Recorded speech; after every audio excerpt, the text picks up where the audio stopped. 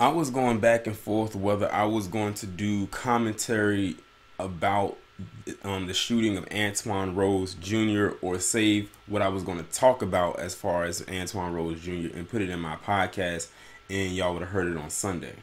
But I said, but let's just put it this way. I saw something earlier this morning that made me want to make this video, that really disturbed me about this entire situation right here. But I'm going to save that more towards the end, because that one might take y'all back, make you like fall back into your chair a little bit. But then again, it may not be surprising considering where we live. But it actually kind of made me almost made me drop my jaw a little bit, but not completely. But before I get into it, let me just acknowledge this whole situation right here. So you had a kid by the name of Antwon Rose Jr., who you see right here. Now, there were conflicting reports as far as his age goes. At first, they reported that his age was 13, but then it came out that he was actually 17. And when you think of that age 17, you think of Trayvon Martin, because that's how old he was when that pudgy bastard down in Florida, who unfortunately is still breathing, killed him. Now, how old he was when he killed him back in 2012. And this kid right here was 17.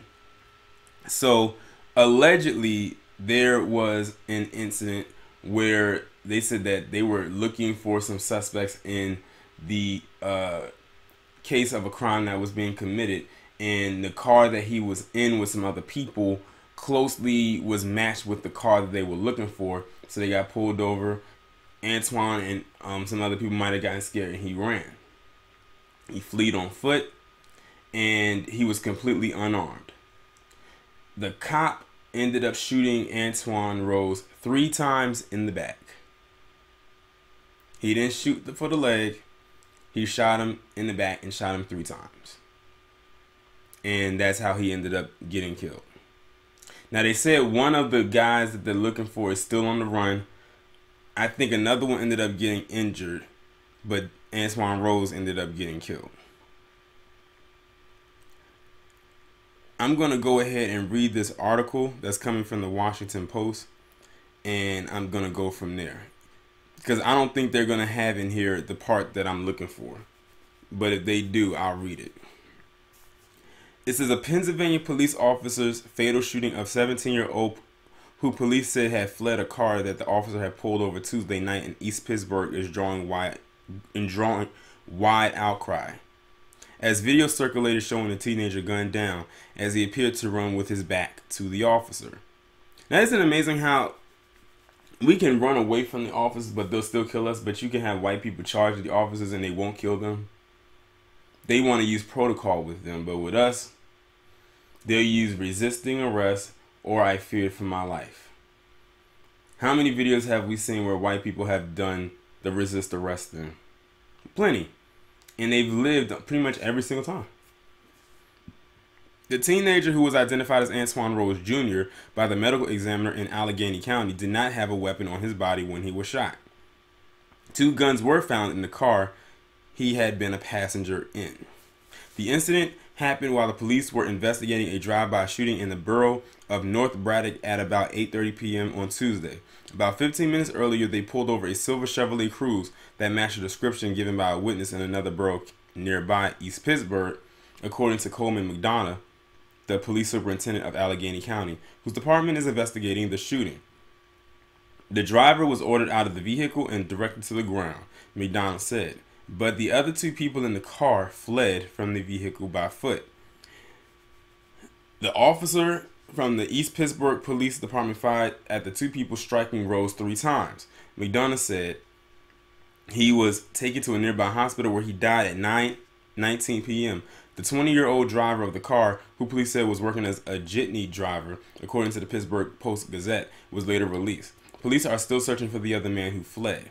Graphic video taken from the neighbor's window captures the tense moments of the shooting and its aftermath. A silver car is visible in the frame, and both its front doors are open as the footage rolls. 2 police cruisers with their lights flashing are located behind it. An officer appears to stand behind the police car, open doors, with his arms out in front of him. A man in a gray shirt flees from the car, running in the opposite direction from the police vehicles. He makes it about 10 feet before 3 gunshots ring out. dropping him to the ground. The woman taking the video gasped, "Why are they shooting him?" she says. "All they did was run and they're shooting at him." The other man fleeing does not appear to have been hit. McDonough said it is not believed that he was shot. McDonough said Rose was shot 3 times on his body, but would not say if Rose was shot in his back. None of the officers or cruisers on the scene had cameras on them. He did not identify the officer, but said that investigators were planning to interview him and that he had been placed on administrative leave. Rose's family released a statement through its lawyer, S. Lee Merritt, noting that Rose was not armed when he was shot, that he posed no immediate threat to anyone, and that the driver had not been arrested after being questioned. "It is difficult to find justification in the shooting," the statement says. "These facts without more simply leave very little room to justify the use of deadly force by this officer.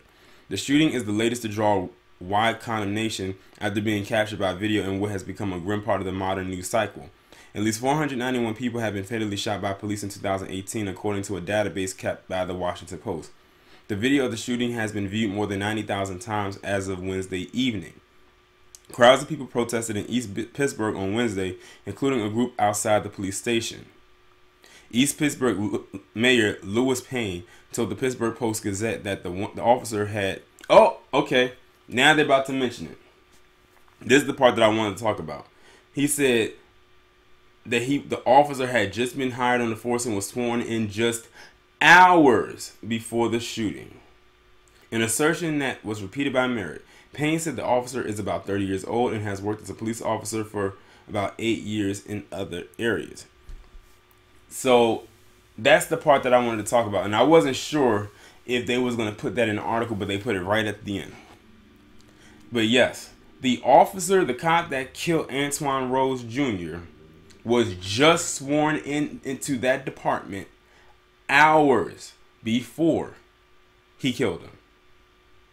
So he literally just got his first kill under that department that day that he got sworn in. It's almost like he couldn't wait to do it. Now, I'm glad that part actually was in there, because when I was reading online, they didn't specify that he was a cop in other areas. Because if I didn't see that, I would have swore he was a rookie cop altogether. He's just a rookie to that department. And they said they're not releasing his name because, you know, they got to protect him and all, because they don't want people going to find out who he is and probably where he lives. Of course, they're going to give him the paid administrative leave. I already know how this is going to play out.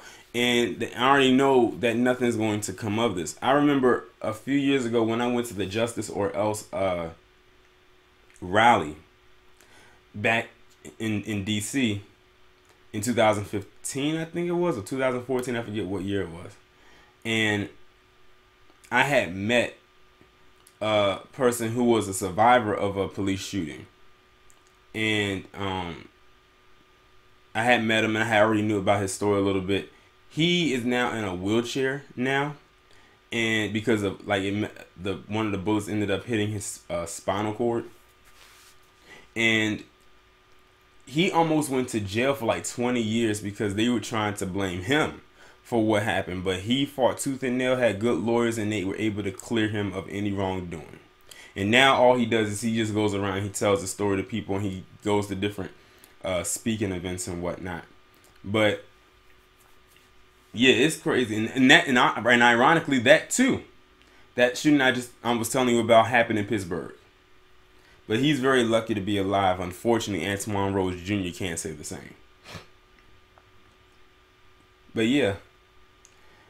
And I have a feeling this story is probably going to get buried because of everything that's going on with the immigrants and that situation right there. I'm afraid that this story is going to get buried. Technically, it already has, because unless you're local, you probably really didn't hear about the story. That's why I'm glad I'm on social media, because that's one of the many ways I can find out about stories that would not really get any airtime on mainstream media. Can you imagine if we didn't have social media today? I probably wouldn't have known this even happened, because everything else is being pushed into my face. So it's like, let me find what stories are not being talked about and talk about those. And this is definitely one that needs to be talked about. The fact that he's only been on the force for a few hours and got his first kill because he was running away from him. But it's another sad tale of being black in this establishment. And then you'll have some people say, well, if he had nothing to hide, why did he run? And of course, we already know who said that. I don't even have to mention their name. They love to say that when it comes to us, but when it comes to them, we need to come back at them and say, well, he shouldn't have got up in his face like that. Or he shouldn't have charged them like that. But see, it wouldn't be effective coming from us because we know nothing would happen to him. But that's really all I have to say as it pertains to this story. Rest in peace to this young brother, and condolences to his family and his excuse me, and his friends and anybody who he was associated with. And you know, it's the sad part is we'll never get his side of the story. And that's what almost happened to the guy that I was telling you about. They were probably hoping that he died so they wouldn't get his side of the story, but he lived, and that's why they tried to throw them years behind him to try to silence him, but it didn't work. That was probably one of a few cases, I should say, where a black person actually got some kind of justice. But you rarely ever hear that story. His name, and by the way, if you want to know who I'm talking about, his name is Leon Ford. If y'all live in the Pittsburgh area or in that area, y'all probably have heard that name before and you may know the story. But that's really all I have to say. Y'all let me know what you think down in the comments. Like, share, subscribe. I'll talk to you in the next one.